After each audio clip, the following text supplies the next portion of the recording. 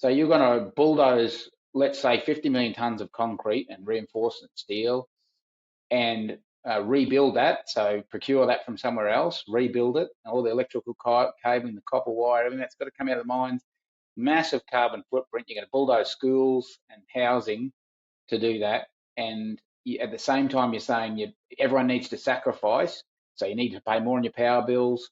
You need to go without power because we're going to start load shedding. We're going to do all this stuff. You need to pay the price for the environment, but we're going to spend what will be $20 billion on an Olympics, on a big party, and we're going to rebuild all these sports stadiums, and that's good for the environment, and that they can somehow reconcile that with this aggressive push towards reducing your carbon footprint. You'll never reconcile. It's just absolute garbage, and I think it's the height of hypocrisy.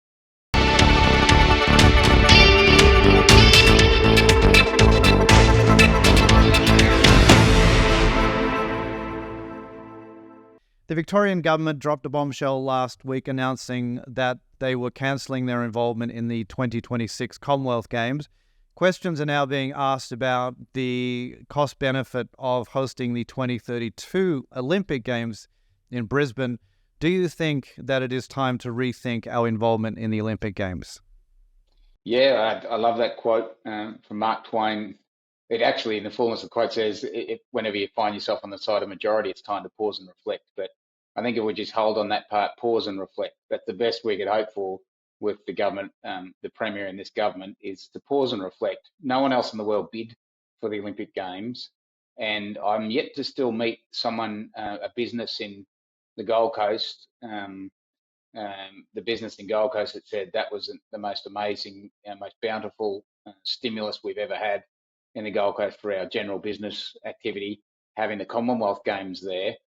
And I'm yet to meet someone that can reconcile the initiative of the government, who are driving up our power prices in the pursuit of net zero 2050, and they're throwing all this stuff into the grid now and energy and throwing a price up in the name of the environment, when they're embarking on an entertainment it's a few weeks of entertainment in 2032, and going to replace tens of millions of tons of concrete and steel of a perfectly good existing stadium in Brisbane.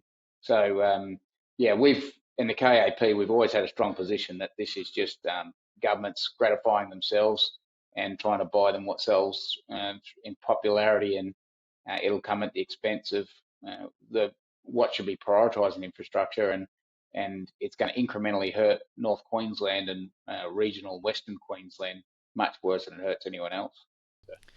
Yeah, so the initial estimates were that this would bring in about $4.5 billion in economic benefit. But alongside that, there was no real analysis of the cost of it. I mean, you could take $4.5 billion and just dump it in the street, and it would have some kind of economic benefit. So without an analysis of what better use that money could have. Well, I would love to use that same team at KPMG to do the business case for, say, Hell's Gate Dam or the Hipco Dam at Hughenden, some of the projects in the north, or even strategic industry roads like Flinders Highway. I'd love them to do the business case, because they count all sorts of metrics, and who knows? We can't get access to the business case of the Olympics, but they'll say like all the taxation, the accrued taxation benefit, and they count nothing of that when they do a valuation of a dam or the business case for a dam. So I've read a report that said, well, most of the perceived benefit they're saying in the games is just from infrastructure spend, which you can do regardless whether there's a games or not. You can build infrastructure, which then leads you to the question, are we building the right infrastructure? Because clearly you're going to be prioritising. The Gabba is not a critical piece of infrastructure to stimulate industry and development in Queensland and keep jobs going. That is just ludicrous. You've got a perfectly good stadium. They got Carrara Athletic Stadium, as I understood, was built for the Commonwealth Games. Most people thought that was going to be used for the Olympics.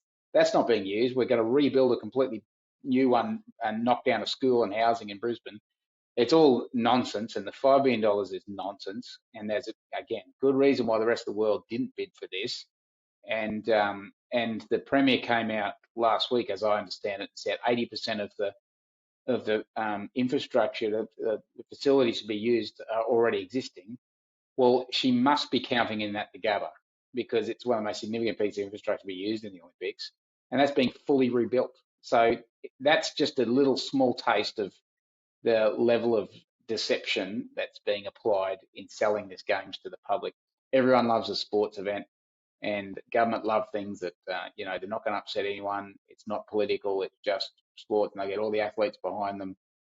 Um, it's a very crude way of governing, an immature way to govern, not just the state, the country. And I just hope parents start concentrating on this because when you're screaming out about your insurance costs and your energy costs, the electricity bill you'll be paying in 10 years' time, it'll be come back very much to just this decision, but many decisions like this, because not only is that bill for running this thing come back on the government when they got to get the revenue from somewhere, but also they lose focus if while you're concentrating on building stuff and getting events going, you're not focusing on the stuff that's going to keep the wheels turning. So if you care about your kids' future or even your own future, you really should be switched on to this issue. The interesting part of this, like from a philosophical approach, they're saying the Olympics, and we've got a government, Palaszczuk government said we've got to pursue. Oh, well, the Liberals have it as well, so they pursue this aggressively, this net zero 2050, and that's going to push all our power pricing up and push the cost of everything up in the pursuit of that. So it's this aggressive pursuit of reducing our carbon footprint. And for me, I think most common sense people interpret that as stop waste. Don't use as much, try and stop your footprint. And here they go committing to a sports event. So a celebration, just a social event, a sporting event to have in 10 years' time, have the rest of the world come in, fly in, build more buildings, knock down. I was trying to do some estimates and, back of the envelope sort of estimates. I think you're looking about 50 million tonnes of concrete like modern sports stadiums. So you're going to bulldoze, let's say, 50 million tonnes of concrete and reinforcement steel and rebuild that. So procure that from somewhere else, rebuild it, all the electrical cabling, the copper wire, everything that's got to come out of the mines. Massive carbon footprint. You're going to bulldoze schools and housing to do that. And at the same time, you're saying everyone needs to sacrifice. So you need to pay more on your power bills. You need to go without power because we're going to start load shedding. We're going to do all this stuff. You need to pay the price for the environment, but we're going to spend what will be $20 billion on an Olympics, on a big party, and we're going to rebuild all these sports stadiums, and that's good for the environment. And that they can somehow reconcile that with this aggressive push towards reducing your carbon footprint. You'll never reconcile. It's just absolute garbage, and I think it's the height of hypocrisy.